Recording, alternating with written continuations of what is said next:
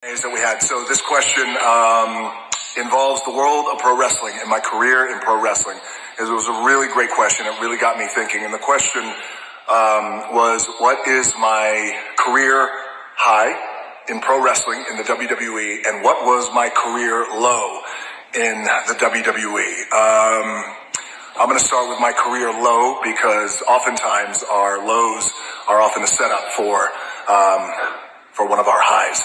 So my low started within about 6 months of me first coming into the company of the WWE. I mean, I came in like a bat out of hell. I mean, I came in like a runaway train rolling down that track. I was this young rookie, baby face, fresh out of University of Miami. I was brash, talking shit.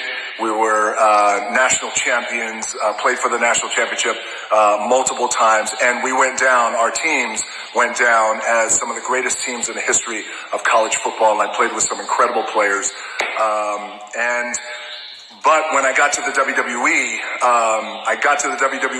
had a huge initial match. My very first match in the company was in the Mecca, Madison Square Garden. It was sold out. It was one of the company's big pay-per-views called Survivor Series, and the company had decided that I was going to win the entire thing. And in order for that to happen, not only do they have to have an incredible amount of investment and confidence in you, but also the locker room has to buy into it too. All my fellow wrestlers had to buy into it. From The Undertaker to Triple H to Stone Cold Steve Austin, everybody who was in the locker room at that time. And the ones who I mentioned certainly did get behind it, but some others didn't, but that's okay. Eventually I persevered through that anyway. So it was my very first night in the company, Survivor Series. I win the whole thing in Madison Square Garden. I got 22,000 people chanting, "Rocky, Rocky." I was on a high. It was like a dream because it was, I could not believe it was happening. I was just so grateful, and it was so humbling.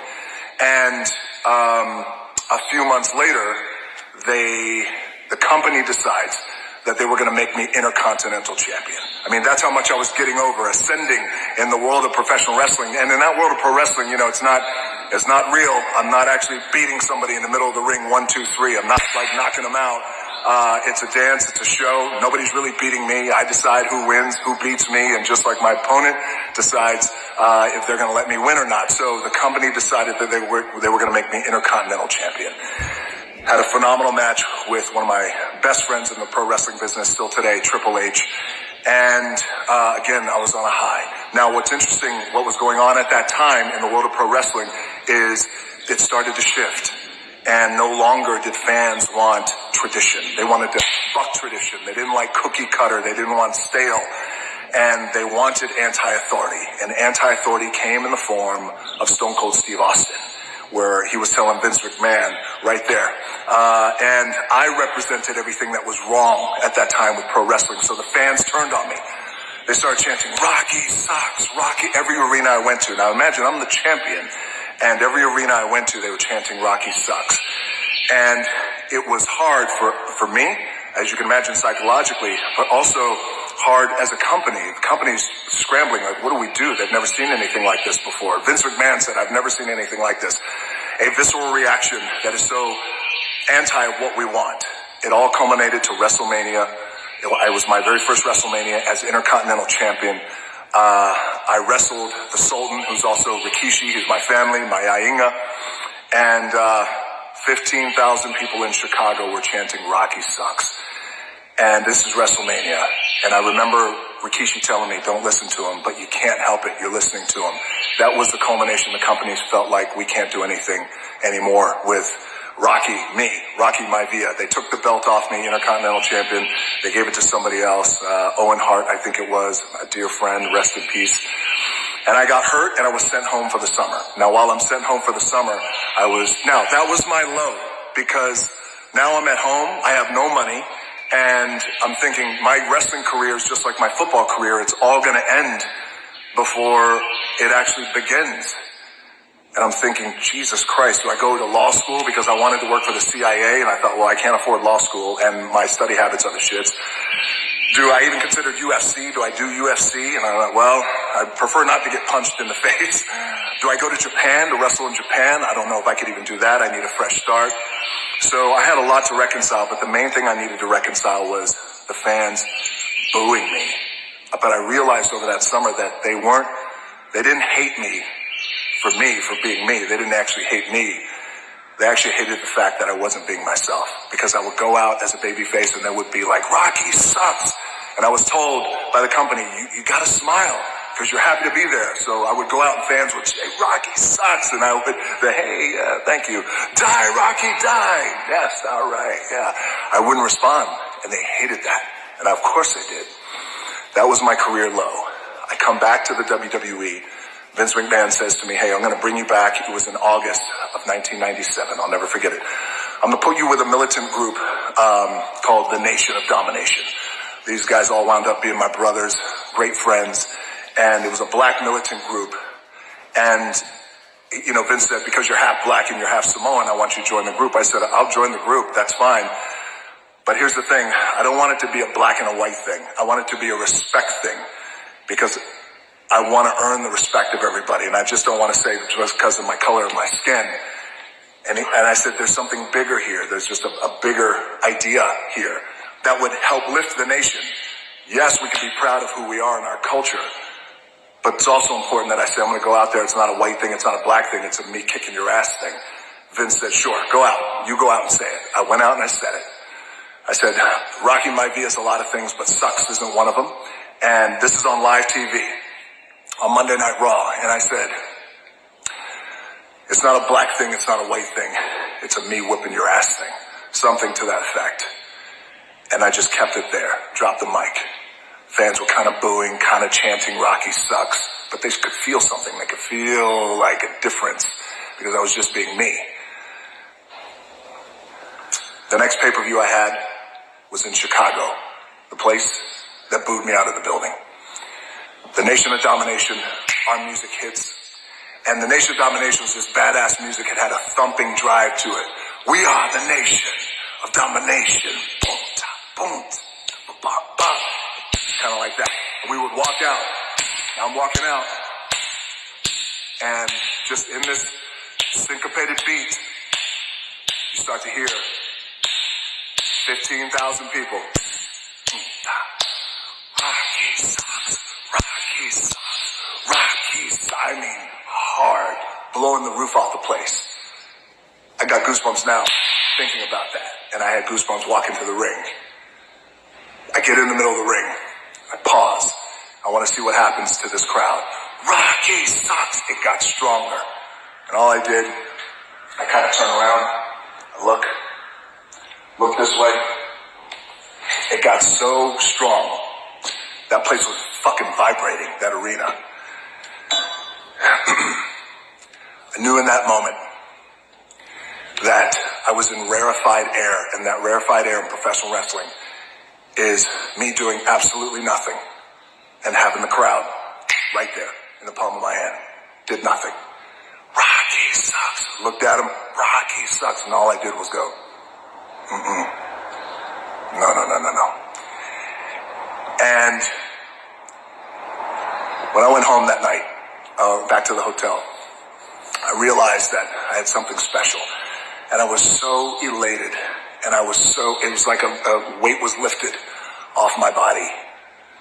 It was almost like a resurrection. It was like a religious experience when you catch the Holy Ghost. Because then I realized, now with the people, we can dance. Now with the people, we're going to have a real relationship. And that's the thing in pro wrestling. I always felt in pro wrestling, as I do in my film career, as I do in my other business ventures, is my relationship even in social media, especially with social media like this, my relationship with the audience, with the people, with the consumer is just that. It's a relationship. We're going to have a relationship. And every night I went out in those arenas and they were chanting, Rocky sucks. But the beautiful part about it is they knew that I was responding as a real, authentically, and there was no smiling. I'll smile when I want to smile. I'll laugh when I want to laugh. But the bottom line is I'm in this rarefied air. And now I also this is what the fans really understood is I made sure that I was always going to honor that relationship with the fans of them chanting Rocky sucks in arenas all around the world. Now, I know that's kind of an abstract way of thinking. It's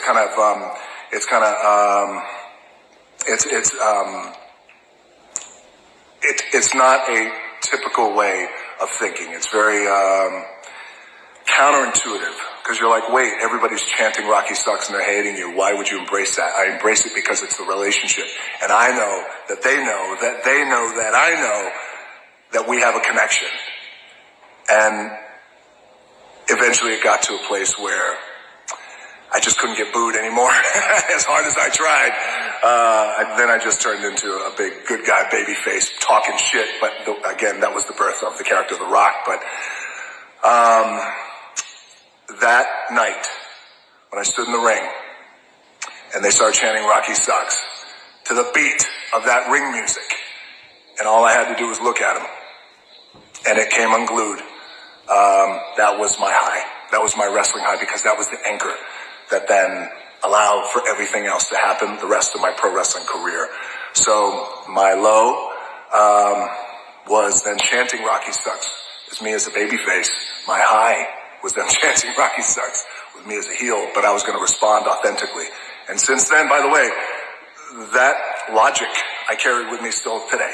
And that is the genesis, that is the anchoring, that's my DNA and my makeup, is always making sure that I'm authentic and real, and always making sure that I embrace and hold on to the relationship that I have with the audience and with the consumer and with the people.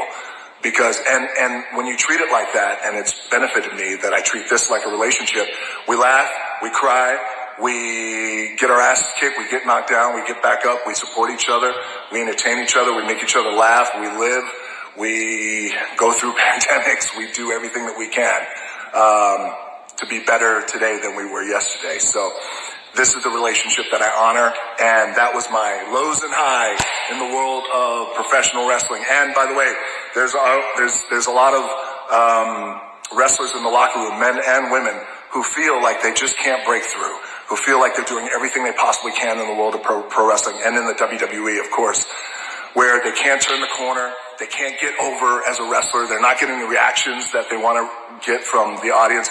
Maybe the company doesn't see their value the way that they see their value. My advice to you guys in the locker room, men and women, is to keep pushing through. Keep trying to identify where you can be better. Keep trying to identify how can I connect with an audience. And also, don't be afraid to step away.